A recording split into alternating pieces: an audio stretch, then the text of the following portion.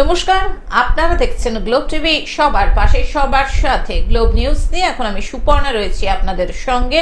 এক নজরে দেখে নেব আজকের বিশেষ খবর। থ্যালাসেমিয়া মুক্ত সমাজ গড়তে ম্যারাথন দৌড়। চোখের জন্য মালদা মেডিকেলে অত্যাধুনিক মেশিন। যাত্রা শুরু করলেন অতীন হালদার। তাপসী মালিকের মূর্তিতে মাল্যদান। সেজে উঠছে Saint Michael and All Angels church.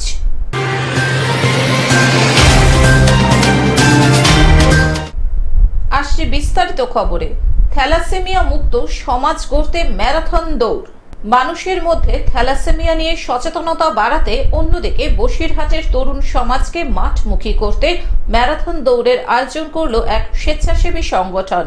বসিরহাটের প্রান্তিক থেকে শুরু হয়ে এই ম্যারাথন দৌড় টাকি রোড হয়ে 6.5 কিলোমিটার পথ অতিক্রম করে চাঁপা পুকুর হয়ে খোলাপোতা অরবিন্দ তপোবন হাই স্কুলে গিয়ে শেষ হয়। ছাত্রছাত্রীদের এই ম্যারাথন দৌড়ে উৎসাহিত করতে উপস্থিত ছিলেন উত্তর 24 পরগনার আরটিও সদস্য সুরজিৎ মিত্র, হারোয়া পঞ্চায়েত সমিতির সহ সভাপতি আব্দুল খালেক মোল্লা, বসিরহাট 2 নম্বর পঞ্চায়েত সমিতির খাদ্যের কর্মাধ্যক্ষ বুলবুল ইসলাম ও বিশিষ্ট সমাজসেবী গৌতম মণ্ডল সহ সমাজের বিশিষ্ট জনেরা। মারণ রোগ, এবং আমরা এটাই বলতে চাই যে যেসব শিশু থ্যালাসেমিয়া হচ্ছে বা যাদের থ্যালাসেমিয়া হচ্ছে তারা যেন রোগটাকে চেপে না রাখে। এটি একটি মারণ রোগ। আর যদি কারো থ্যালাসেমিয়া হয় তবে এই সংস্থার সাথে তারা যোগাযোগ করুন, তারা অবশ্যই তাদেরকে হেল্প করবে। এবং আমরা এই থ্যালাসেমিয়ার উদ্যোগে দীর্ঘ 7 কিলোমিটার দৌড়ে এসেছি খোলাপোতা অবধি। তো এই থ্যালাসেমিয়ার উদ্যোগে এটাই বলতে চাই যে যাদের হয়েছে এই রোগটা তারা অতি শীঘ্রই এই সংস্থার সাথে যোগাযোগ করুন। সংগঠনের তরফে গৌতম মণ্ডল বলেন, সচেতনতার অভাবে মানুষ থ্যালাসেমিয়া আক্রান্ত হচ্ছে। থ্যালাসেমিয়া আক্রান্তদের পাশে সবসময় আমরা আছি। পাশাপাশি বর্তমান দিনের যুব সমাজ মাঠ বিমুখ হয়ে যাচ্ছে, তাই তাদেরকে মাঠমুখী হওয়ার আহ্বান জানাই। ম্যারাথনে প্রথম স্থান দখল করা ছাত্রী রাজশ্রী দেবনাথ বলেন, থ্যালাসেমিয়া একটি মারণ রোগ। থ্যালাসেমিয়া আক্রান্ত কেউ যদি সঠিক চিকিৎসা করাতে না পারেন তাহলে এই সংগঠনের সাথে যোগাযোগ করুন। সাধারণ মানুষের উদ্দেশ্যে একটাই বলবো যে সাধারণত মানুষ থ্যালাসেমিয়ায় ভোগে এবং তার যে সমস্যাগুলো হয়, ব্লাডের সমস্যা, অনেকে পয়সার অভাবে আপনার থ্যালাসেমিয়া টেস্ট করতে পারে না। সেই উদ্দেশ্যে আমরা আজকে এই প্রোগ্রামটা করেছি যে মানুষের উপর আমরা বার্তা দিলাম এইটাই মানুষের কাছে যে সচেতনতা করার জন্যে এবং সবার পাশে মানুষের পাশে আমরা আছি, এইটার জন্য আমরা করলাম। আর মানুষের যেটা ক্রীড়া প্রতিযোগিতা আমরা যেটা করলাম সেটা বসিরহাট সাব ডিভিশনে ক্রীড়া জগৎ থেকে হারিয়ে যাচ্ছে। একটা সময় বসিরহাট সাব ডিভিশনে আমাদের ফুটবলের নাম ছিল, সেটা আস্তে আস্তে আমরা ডুবে যাচ্ছে। সেইটার জন্য আজকে আমরা যে ক্রীড়া প্রতিযোগিতা আয়োজন করলাম সেটা হচ্ছে মানুষের মধ্যে, বাচ্চাদের মধ্যে যাদের ফোনে আসক্ত হয়ে যাচ্ছে, সেই ফোন থেকে আসক্তটা বার করার জন্য ছাত্রদের উদ্দেশ্যে আমরা আজকে এই প্রতিযোগিতা রাখলাম, ম্যারাথন দৌড় রাখলাম। বসিরহাট থেকে শ্যাম বিশ্বাসের রিপোর্ট, গ্লোব নিউজ। চোখের জন্য মালদা মেডিকেলে অত্যাধুনিক মেশিন। কাঁটাছেঁড়া ছাড়া চোখের রেটিনার স্তর পরীক্ষার জন্য মালদা মেডিকেলে বসলো অত্যাধুনিক মেশিন। অনুষ্ঠানটা সবার প্রচেষ্টাতেই হয়েছে। তার আগে এই মেশিনটা ইনস্টল বানানোর ক্ষেত্রে সবচাইতে যার অবদান অনস্বীকার্য তিনি হচ্ছেন প্রিন্সিপাল স্যার। ওনার নিরলস প্রচেষ্টা, রাষ্ট্রভবন থেকে এই মেশিনটার দাম 1 কোটি টাকার উপরে। হ্যাঁ, তো এই মেশিনটা আমাদের এই সারাউন্ডিং এরিয়া কেন নর্থ বেঙ্গল মেডিকেল কলেজেও মনে হয় নেই। সুতরাং আমরা খুব গর্বিত এবং স্যারের কাছে অত্যন্ত ঋণী যেভাবে স্যার প্রচেষ্টায় আমার মেশিনটা এখানে আনতে পেরেছি। সবাই বলেছেন যে মোস্টলি ডায়াবেটিক রেটিনোপ্যাথি, যেখানে ডায়াবেটিসের রেটিনা এফেক্টেড হয়, সেই রেটিনার ডিজিজগুলো ধরার ক্ষেত্রে খুব কার্যকরী। মালদা মেডিকেলের বহির্বিভাগে ওসিটি অ্যাঞ্জিওগ্রাফি মেশিনের উদ্বোধনে উপস্থিত ছিলেন মালদা মেডিকেল কলেজের অধ্যক্ষ পার্থপ্রতিম মুখোপাধ্যায়, মেডিকেল সুপার প্রসেনজিৎ বর, মালদা মেডিকেলের চক্ষু বিভাগের প্রধান নির্মল কুমার শাসমল, রেটিনা ক্লিনিকের ইনচার্জ ডক্টর অনিন্দ গুপ্ত সহ অন্যান্য চিকিৎসক ও নার্সেরা। এই মেশিনটির মাধ্যমে আমরা কিছু চোখের বিশেষ করে রেটিনা ক্লিনিক চালু করবো। এখানে সপ্তাহে 1 দিন করে রেটিনা ক্লিনিক হবে, প্রতি মঙ্গলবার দিন এখানে রেটিনা ক্লিনিক হবে। প্রফেসর অনিন্দ্য গুপ্তর নেতৃত্বে এটা চলবে, ডিপার্টমেন্টও হবে। এবং এখানে যারা রেটিনার কোনো অসুবিধা থাকে, যেমন ডায়াবেটিস, রেটিনোপ্যাথি বা অন্যান্য রেটিনার কোনো রোগ এবং গ্লোকোমা বা অন্যান্য যে রোগীদের ওই জায়গা দেখার প্রয়োজন পড়ে, সেগুলো এখানে দেখা হবে এই মেশিনের সাহায্য নিয়ে। এটা অত্যন্ত গুরুত্বপূর্ণ একটি মেশিন এবং এটাতে একাধিক চিকিৎসার আমাদের দিগন্ত খুলে যাবে। এখানে ওই চিকিৎসাগুলো এখানে করতে পারা যাবে এবং তার সঙ্গে লেজারও থেরাপি করা যাবে। অর্থাৎ আমরা সামগ্রিকভাবে এখানে আরও উন্নত মানের পরিষেবা রেটিনা সংক্রান্ত দিতে পারবো এবং এটা একটা আমাদের আনন্দের এবং গর্বের জায়গা। মেডিকেলের তরফে জানানো হয়েছে, মালদা মেডিকেলে রেটিনার সমস্যা নিয়ে প্রচুর মানুষ আসেন। এতদিন এই মেশিন না থাকায় রোগীদের সমস্যায় পড়তে হতো, বাইরে থেকে এই পরীক্ষা করাতে মোটা টাকা খরচা হতো। এখন থেকে সাধারণ মানুষ এই পরিষেবা মালদা মেডিকেল থেকে বিনামূল্যেই পাবেন। আজকে আমরা অফিসিয়ালি ওসিটি মেশিনটা উদ্বোধন করলাম। মেশিন বেশ কিছুদিন আগেই এসছে, প্রায় মাসখানেকের কাছাকাছি প্রায়। এখানে রেটিনাল যে ডিপ লেভেলের যে সমস্যাগুলো, সেগুলো মানে সেলুলার লেভেলের যে সমস্যাগুলো, অ্যাঞ্জিওপ্যাথি বা রেটিনাল যে ভাস্কুলার সমস্যাগুলো, ম্যাকুলার সমস্যা, ম্যাকুলার হোল, ম্যাকুলার টিয়ার বা ডিটাচমেন্ট, এগুলো ইডিমা, এগুলো সমস্যাগুলো আমরা এখানে ডিটেক্ট করতে পারবো। এখানে গরিব মানুষের যারা রেটিনার সমস্যায় ভুগছেন, বিশেষ করে ডায়াবেটিক পেশেন্ট যারা, তারা বিশেষভাবে উপকৃত হবে। মালদা থেকে অভিষেক দাসের রিপোর্ট, গ্লোব নিউজ। যাত্রা শুরু করলেন অতীন হালদার। জালিয়ানওয়ালাবাগ এবং বজবজের স্মৃতির উদ্দেশ্যে প্রায় 1950 কিলোমিটার পায়ে হেঁটে চলতি মাসের 11 ডিসেম্বর সকালে কলকাতার বজবজ থেকে যাত্রা শুরু করেন অতীন হালদার। বজবজের বাসিন্দা তিনি। প্রায় 4 মাস পায়ে হেঁটে প্রায় 1950 কিলোমিটার রাস্তা অতিক্রম করে পৌঁছাবেন পাঞ্জাব শহরের জালিয়ানওয়ালাবাগে। আজ তিনি আসানসোলের কুলটিতে এসে পৌঁছান। বেরিয়েছি বজবজের কুমাকাটা মারু থেকে। আমি যাব পাঞ্জাবের জালিয়ানওয়ালাবাগ। কবে বেরিয়েছেন? আমি বেরিয়েছি 11 তারিখ সকাল 5টায়।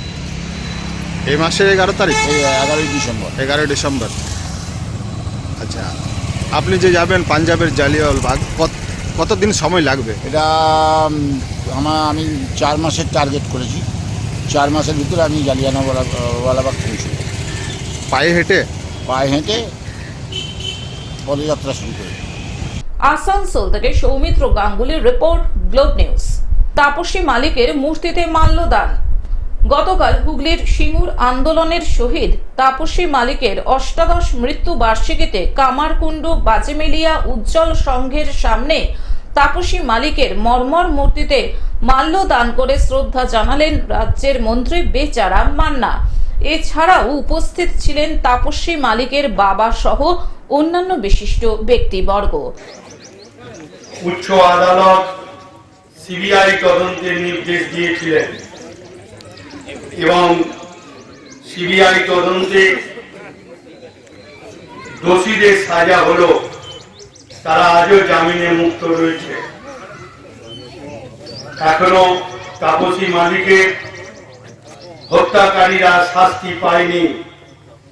সেদিন যেরকম তাপসী মালিকের হত্যাকাণ্ড নিয়ে তৎকালীন মুখ্যমন্ত্রী তিনি কিন্তু একবারের জন্য তাপসী মালিকের বাড়িতে বা তাকে টেলিফোন করো অন্তত সহানুভূতি জানায়নি, যা আজকে নজিরবিহীন ঘটনা ঘটিয়েছিলেন। আরজিকরের হত্যাকাণ্ডে আপনারা জানেন যে মুখ্যমন্ত্রী নিজে তার বাড়িতে গিয়েছিল। সেদিন তৎকালীন মুখ্যমন্ত্রী বুদ্ধদেব ভট্টাচার্য সেই সৌজন্য শুধু দেখার নিয়ে এটুকু জেনে রাখবে। আজকে তাই আমরা প্রতি বছরই এখানে সমবেত হই। হুগলি থেকে কৌশিক ঘোষের রিপোর্ট, গ্লোব নিউজ। সেজে উঠছে Saint Michael and All Angels Church. সামনেই বড়দিন, আর বড়দিন মানেই জলপাইগুড়িবাসীর কাছে Saint Michael and All Angels Church. প্রত্যেক বছর বড়দিনের আগে সেজে ওঠে এই চার্চ। আজও তার জানালায় রোদের তাপ পড়লেই ইংরেজ আমলের স্মৃতিগুলি ভেসে ওঠে। মনে হয় যেন অতীত নিজের গল্প বলছে। 1868 সালে প্রতিষ্ঠিত এই চার্চটি ইংরেজদের হাতে তৈরি। এবং এর মধ্যে রয়েছে 150 বছরের পুরনো একটি ঘণ্টা, যা এখনো নিয়মিত বেজে চলে। এই ঘণ্টা ইংল্যান্ডে তৈরি হয়েছিল, আজও জলপাইগুড়ির আকাশে তার শব্দ ছড়াচ্ছে। চার্চের কাচের মধ্যে সাজানো নকশাগুলিও এক ধরনের ইতিহাসের সাক্ষী। সূর্যের আলো পড়লেই কাচের মধ্যে ফুটে ওঠে যীশু খ্রিস্টের ছবি এবং ইংরেজদের বিভিন্ন রানীর ছবি, যা পুরনো দিনের শিল্পকলা এবং সংস্কৃতির এক অনবদ্য নিদর্শন। তবে রক্ষণাবেক্ষণের অভাবে এই স্মৃতিসৌধগুলো কিছুটা অবহেলিত।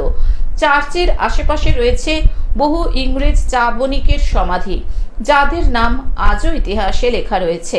এই সমাধিগুলোর উপর শ্যাওলা জমে গেছে, আর কিছু সমাধির ফলক যতটা সম্ভব তুলে সংরক্ষণ করা হয়েছে চার্চ কর্তৃপক্ষের পক্ষ থেকে।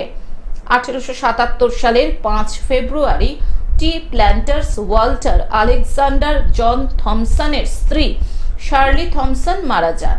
তার সমাধি এখনো এখানে রয়েছে। যদিও এই স্মৃতিগুলি অতীতের গৌরবের কথা স্মরণ করিয়ে দেয়, ঐতিহাসিক এই স্মৃতিচিহ্নগুলির যথাযথ রক্ষণাবেক্ষণের প্রয়োজন, এমনটাই বক্তব্য জলপাইগুড়িবাসী সহ বিশিষ্ট মহলের একাংশের। ইংরেজ চা বণিকদের ইতিহাস এবং চার্চ প্রতিষ্ঠাতাদের স্মৃতির মূল্যায়ন এবং সংরক্ষণ করা খুবই জরুরি, যাতে আগামী প্রজন্ম এই ঐতিহ্য সম্পর্কে জানতে পারে।